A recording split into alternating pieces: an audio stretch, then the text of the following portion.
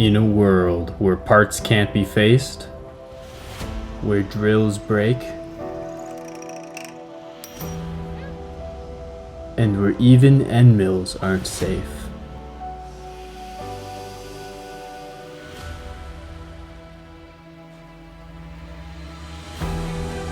join a mediocre man in his quest to make non-watertight mediocre parts. And maybe you'll just find that you see an electrical cabinet fall along the way.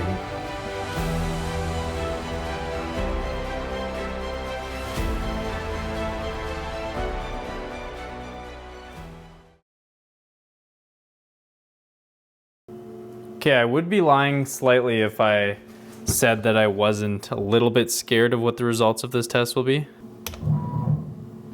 0x0. Okay.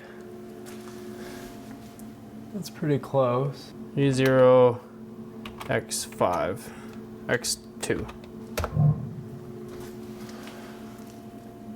Okay, that's basically perfect. And then back to 0. Okay, and then we're just gonna do that a few times, so. And then now, just for fun, I'm gonna give the table a bit of a shake forward and back here. Uh-oh. That's a lot. That's 0.1 mil of backlash in the table. Oh, wow.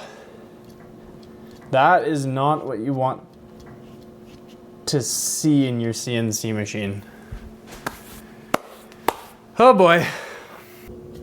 I can hear movement in the gib strip. I wonder if it's just canting over. Let me adjust the gibs and then test this again. Okay, so I'm still on the x-axis. So I figured it out. The gib strip, and I think if you watched the last video, you might remember this, but the gib strip on the y-axis was so tight the machine couldn't move, so I loosened it, and I just went too far. Because now that I have the gib strip tight again to where it should be, that's 2 micron, which is what I expect. Whew, dodged a bullet there. Okay, so I have the indicator now dialed in on the y-axis, so let's just see. So if I give that a good push, 2, and pull, 2. So see, that's sort of more what I would expect. Okay, so similar to the other axes. Now I have it on the bottom of a tool right now, but hey, look there, that's 5 or so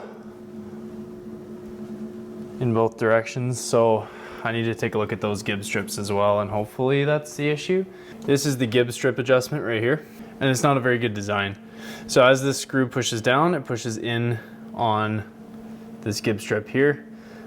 But the issue that I'm getting is that the gib strip is clearly made slightly wrong, because as I'm pushing down, I'm basically at the limit of how tight I can push on this, and we're still getting that little bit of backlash front to back. It's a lot better now that I readjusted. So naturally, what I didn't film was that there was a hole in the casting that the top of that adjustment screw was supposed to be able to go inside.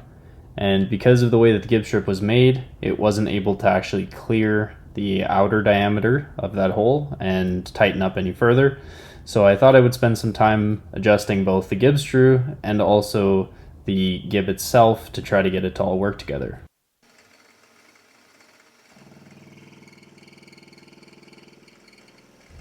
And the short of it was that it didn't work. Okay, so continuing from last night's follies, I need to fix this. I have just learned between the two axes moving, there's 0.3 millimeters of backlash, which is ridiculous. So I'm going to be pulling the mill out, unfortunately figuring out a way to take a look at the ball screw and seeing what's wrong with it. The ball screw on this machine for the Z-axis is in behind this cover, so this is going to be a lot of fun.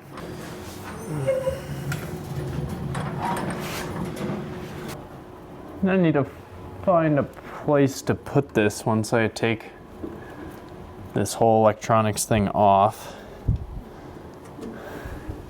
So there's 4 screws, one of which I just dropped, that hold it in place, as far as I can tell.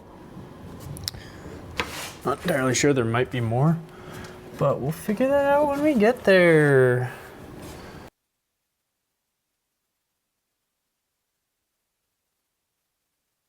Microphone was dead, of course, but I will walk you through what I probably said.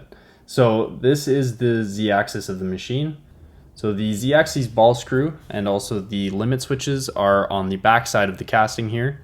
And my plan was to measure the backlash directly off of the ball nut to see if that was our source or if it was indeed the head tilting over because of that Gibbs strip. And just for fun, here's a shot of the largest stepper motor I've ever seen. Thing was the size of my hand.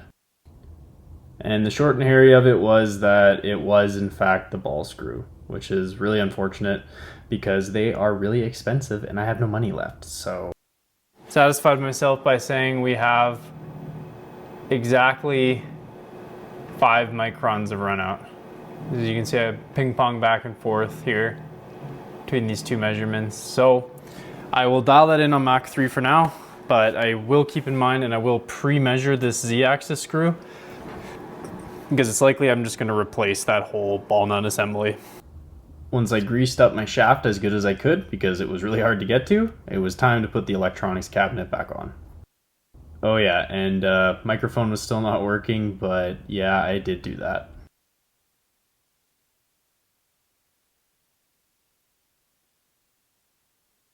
So after that, I decided I was going to use some ratchet straps to make it a bit easier. No harm, no foul, right?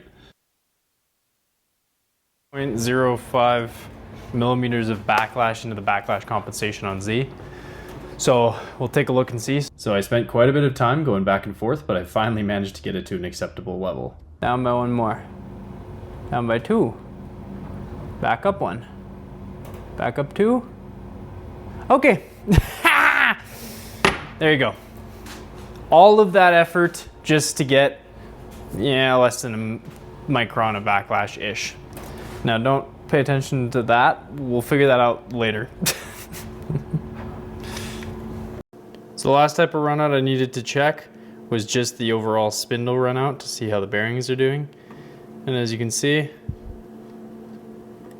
or maybe can't see, we are basically at 0 on this one. So there's 1 positive on this entire unit. So after trying to machine some parts out of steel for the mini lathe, which was supposed to be an upcoming project where I was going to modify and make it better, I managed to completely burn out my end mill. So after this, I decided it was probably time to add a coolant system to the mill.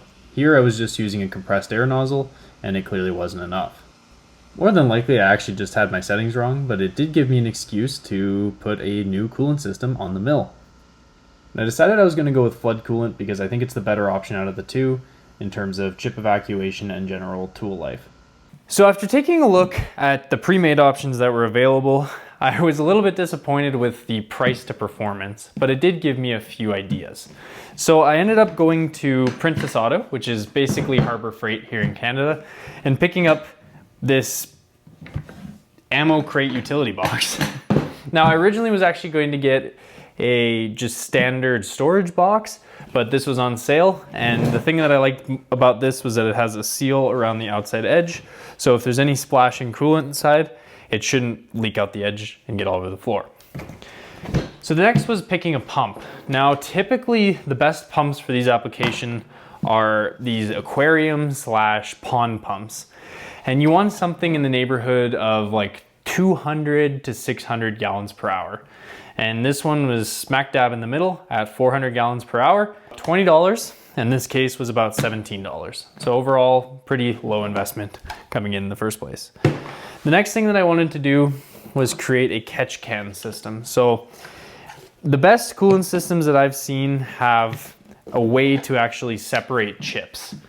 And well, I have a 3D printer, so I got to work designing this. The way that this is supposed to work is that this bottom plate will be mounted on the top like this with some screws on the bottom, and then a hole will be drilled for the coolant to evacuate in.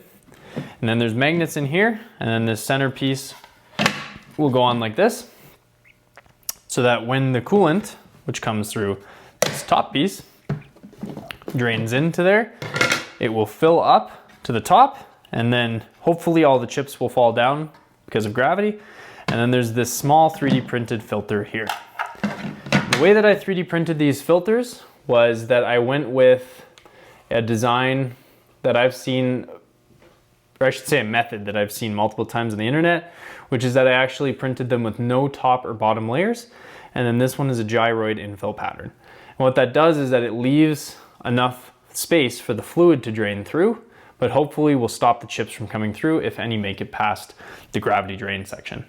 So anyways, let's get to building.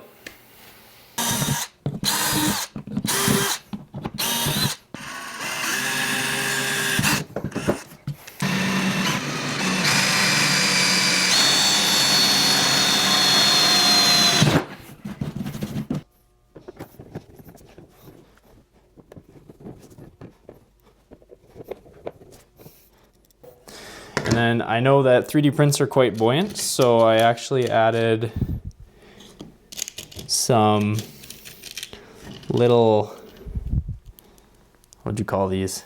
Like little retention tabs here. Cool. There you go.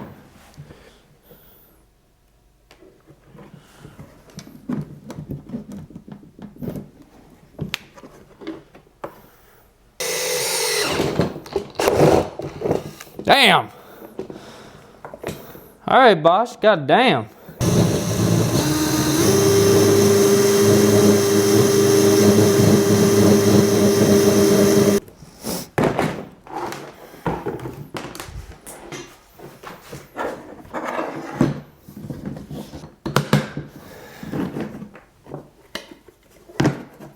There we go.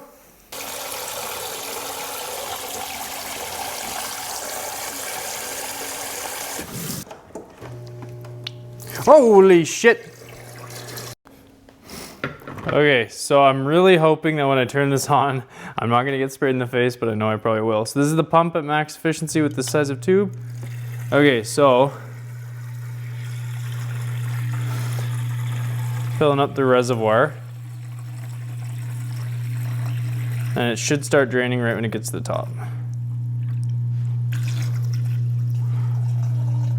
Uh-oh. Okay, the filter is way too tight for the flow rate. So it still drains, it's just not quite quick enough. So I will go and print out another one. It seems like for this size of drain, about 15% infill was right on the money. And next it was time to make a coolant manifold block. Now these are about $15 on Amazon, but you know, naturally I wanted to try to machine one.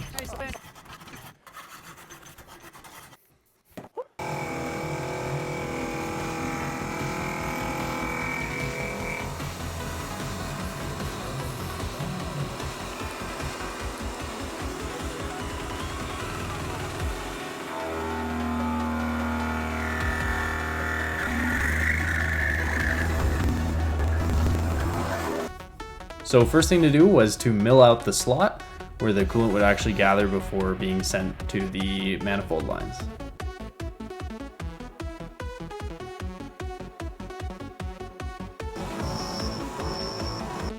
Then it was the turn of the finishing pass.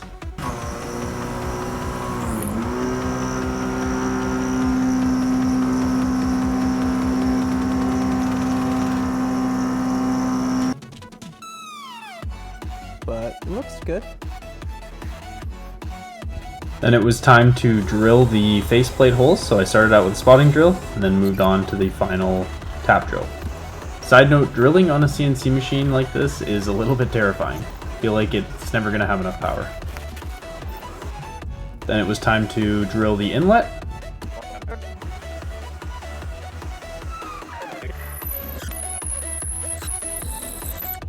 And then the 3 outlets that I had on the one side. as well as a few chamfers just for fun.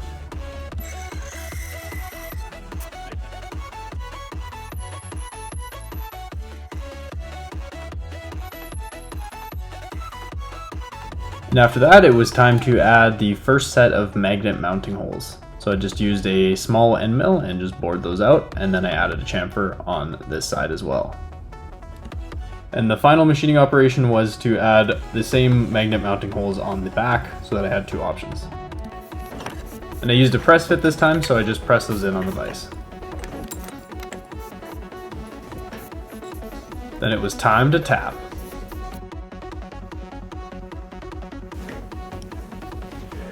Alright. I think that looks okay for the second thing I've ever milled on this mill. Except for this, I'm not sure how, but maybe one of the offsets was saved wrong, but as you can see, the slot is actually offset slightly to one side. Oops. And with that, it was time to machine the acrylic cover. So I ended up getting some inspiration from actually PC water cooling, and I wanted to be able to see the coolant flowing through just for fun and for the videos. Once that was done, I hand cut out a gasket that would go in between the two. Which didn't look the prettiest, but I thought that it might seal.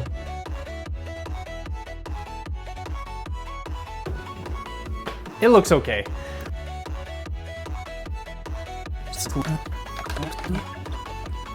And if you haven't figured it out already, this goes on the end of the outlet hose of the pump and distributes coolant to both sides of the mill spindle.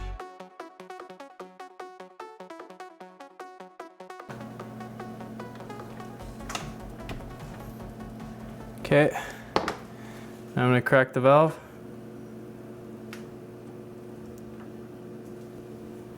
There you go. Oh no. So despite the fact that the manifold that I spent probably 2 days on was leaking, the rest of the system looked okay. The flow rate looked alright, and the draining system seemed to be working pretty flawlessly. And no matter how much I tightened it, it just continued to leak. So obviously we needed a V2.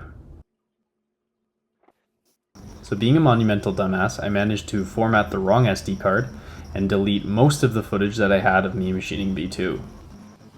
But to be honest with you, it doesn't really matter, because when I was tapping the 8M5 holes that I had on this version, I managed to break my tap. I was being lazy and I was power tapping with a drill.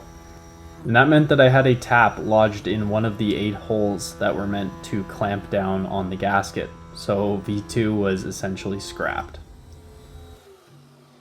Which is a shame, because honestly V2 was looking a lot better than V1. But before I went into making version 3 of a part that cost $15, I thought I would make a Z touch probe. So up to this point, to set the Z offset, I've been using a little piece of paper. And it was A, not very repeatable, and B, just took too long. So I wanted to make a digital Z probe. And that leads on to the next chapter. Okay, so you might be able to see this, you might not be able to, but there's a spare port here, and I believe that that's for a CNC probe. So I'm gonna figure out the pinout on there, and then we will move forward and make a small CNC probe for Z-axis before I make anything else, because I'm getting really tired of having to use the paper method for every single thing that I make on this. Hang on, this is not a good way of doing this. Okay, so I just broke the machine. Let me give you a dramatic reenactment. So here I was living my best life with some cables connected and testing for e-stop functionality up here on the CNC controller. And I go, oh, I'm gonna go grab, I think to myself, so I had this unplugged, which is where all the e-stop connections come in. I was trying to find which one is the A axis. And I had this plugged in like this, and I go, I'm gonna go grab myself my multimeter to make this process a little easier. And I let go of this cable, and it swings down and taps the board right here with the spindle. Just glances it. And all hell broke loose. I don't know exactly what discharged, but now I can't get the spindle to spin up at all, and the machine does not go out of e-stop. And I can turn it off e-stop and go to start the spindle, but you can probably tell spindle no longer spinning. And then I can tell it to reverse. It moves for a second, forward. Sometimes it moves. And tell it to stop. I'm pretty sure that none of the control is working at all anymore. This is the only spot that got impacted. And I think what may have happened is that the solder just got destroyed there. Because if I look and I check for continuity between here to here, I have none, when I should have some. And then you can see for the other solder pads, I can get continuity right away. So I'm just gonna try to re-bridge that solder connection, and then we will hope and pray that that fixes our issue and that we just don't have continuity on that one connection. So as you could probably tell, at this point I was pretty much just freaking out and throwing every solution I could think of at it to see if anything would stick. But spoiler alert, nothing worked.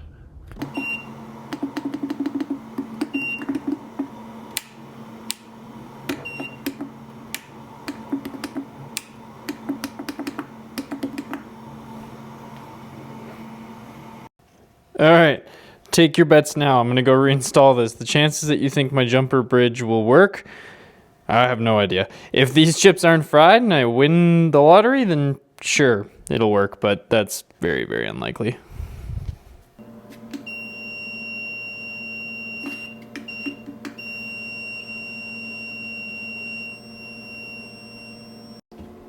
No matter how hard I try, I can't get the computer and the CNC controller to communicate anymore. So I think I managed to fry the little CNC control board. So now my requirements to get this thing back up and running are a lot higher than they were before, which is really unfortunate. So I'm gonna have to think this through, but I have essentially two options here. I can either replace this with another Mach 3 CNC board, or I do what I probably should do and just replace all the electronics that are all outdated in here anyways, well, except for the stepper drivers, with a Linux CNC and a proper VFD setup. But I'm hesitant. So let me know what you think in the comments, but I think this is gonna have to end this video.